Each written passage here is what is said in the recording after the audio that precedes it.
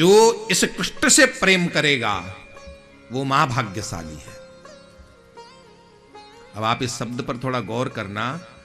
यहां पर भागवत में गर्गाचार्य जी ने कहा, सुखदेव जी ने कहा, और ये शास्त्र कहते हैं जो कृष्ण से प्रेम करेगा वो महाभाग्यशाली है। एक भाग्यशाली होता है और एक महाभाग्यशाली होता है। भाग्यशाली कौन है? जो दुनिया वालों के दिल पर राज करे वो भाग्यशाली है, और जो परमात्मा के दिल पर राज करे वो महाभाग्यशाली है। आप दुनिया वालों के दिल पर राज करोगे तो दुनिया वाले आपका नाम लेंगे। कोई भी बड़ी हस्ती होती है, बड़ा आदमी होता है, बड़ी हस्ती होती है, तो लोग उसका नाम लेते हैं। लेकिन जो भगवान के दिल पर राज करता है, भगवान उसका नाम लेते हैं। बाबा कबीर ने कहा था, कबीरा मन निर्मल भया जैसे गंगा नीर, पाछे पाछे हरि फिरे कहत कबीर कबीर।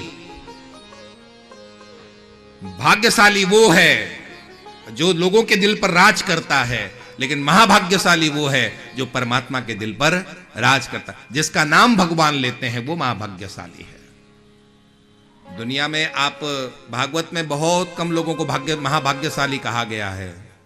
गोपियों को महाभाग्यशाली कहा गया है। स्वागतम वो महाभागा, कल हम लोग सुनेंगे भगवान कृष्ण ने गोपियों को महाभाग कहा है। सुखदेव जी ने भागवत में अम्बरीश को महाभाग्यवान कहा है। ये शास्त्र भाग्यवान किसको मानते हैं? भाग्यवान उसको मानते हैं जो भगवान से प्रेम करने लगता है, वो महाभाग्यवान है। बाकी तो सब कुछ बेकार है। यहां पर आप कितना भी कर लो, कितना भी कर लो, कितना भी कर लो, मैंने बार बार कई बार इस बात को कहा है, अंत में सब कुछ शून्य होने वाला है।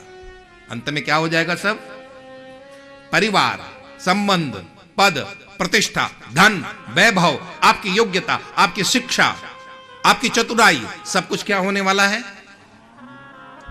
राख की एक ढेर में सब कुछ परिवर्तित हो जाएगा। आपका पूरा का पूरा अस्तित्व किसमें परिवर्तित हो जाएगा? एक मुट्ठी राख हो जाएगी ना? नहीं होगी? आप सब लोग हां नहीं कर रहे हो। अमृत पी के बैठे हो क्या? अमृत पी के तो नहीं कोई बैठा है? हो जाएगा कि नहीं हो जाएगा? है ना? हाथ तब बुला करो ना, फिर ऐसी बात है। नहीं कोई अमृत पी के बैठा हो तो मुझे भी बता देना।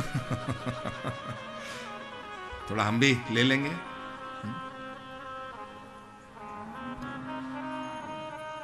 य एतस्मिन् महाभागा प्रीति कुर्वन्ति मानवाः। भागवत के शब्द हैं। गर्गाचार्य जी महाराज का ये उक्ति है और सुखदेव जी महाराज के वचन हैं। य एतस्मिन् महाभागा, वो महाभाग्यवान है जो कृष्ण से प्रेम करे। रामायण में बाबा तुलसी ने लिखा था, अह धन्य लक्ष्मण बड़ भागी, राम पदार बिंदु अनुरागी। यहां पर भरत जी कहते हैं, बाबा तुलसी लिखते हैं, महाभाग्यवान ये लक्ष्मण है जो राम के चरणों के प्रेमी हैं। अपने आप को भाग्यवान नहीं मान रहे हैं भरत जी। अयोध्या की नगरी मिली हुई है, अयोध्या का साम्राज्य मिला हुआ है, लेकिन मैं अभागा हूं। भाग्यवान कौन है? कौन है भाग्यवान? लक्ष्मण जी भाग्यवान है जो राम के चरणों से प्रीति कर रहे हैं, राम के पीछे भाग रहे हैं। अंगद जी को यहां पर भाग्यवान कहा है बाबा तुलसी ने, हनुमान जी को भाग्यवान कहा है। बड़ भागी अंगद हनुमाना, चरण कमल चापत भगवाना। और अभागा कौन है पता है आपको? इस दुनिया में 99.99 व्यक्ति अभागे ही हैं। हम सब अभागे हैं। आप बुरा नहीं मानना, आप हम सब लोग अभागे हैं। क्यों? हमारा प्रेम ठाकुर से नहीं है, हमारा प्रेम किससे है?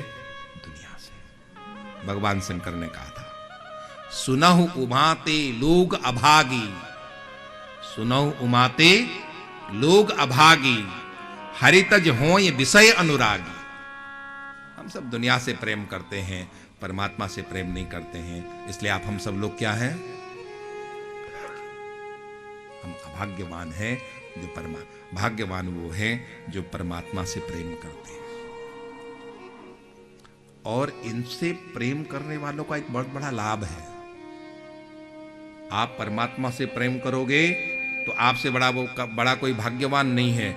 और उसका एक लाभ होगा, उसका एक लाभ ये होगा कि आपके समस्त शत्रु समाप्त हो जाएंगे।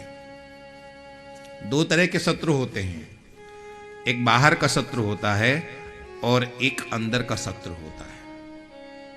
आप भगवान के बन जाते हो, बाहर के शत्रु आपके लिए शून्य हो जाते हैं, बाहर के शत्रु आपका बाल भी बांका नहीं कर पाते हैं, और कभी कभी तो ऐसा होता है वो शत्रु भी आपके मित्र बन जाते हैं।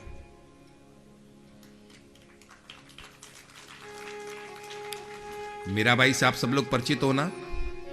मीराबाई, सभी लोग होंगे मीराबाई के नाम से परिचित। मीराबाई को उसके देवर ने विष भेजा मारने के लिए।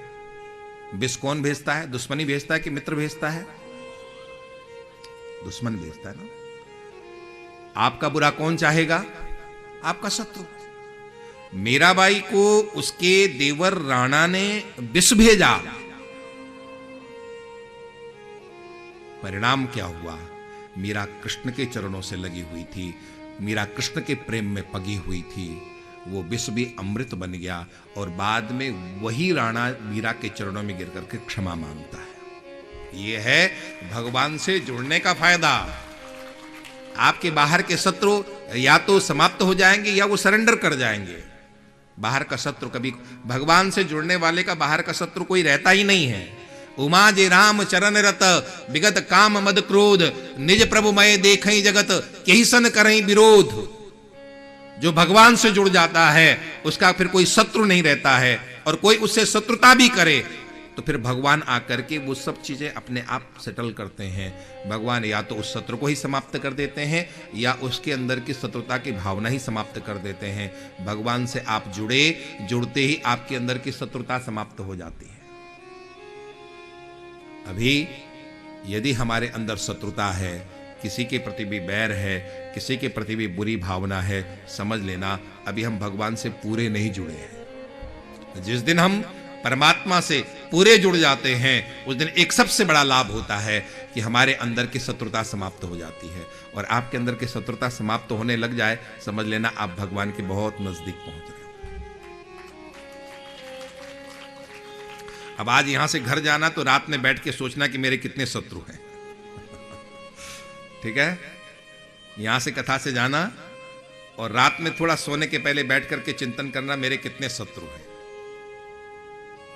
वैसे मुझे लगता है कि सब अधिकतर सब लोग शत्रु ही नजर आएंगे आपको।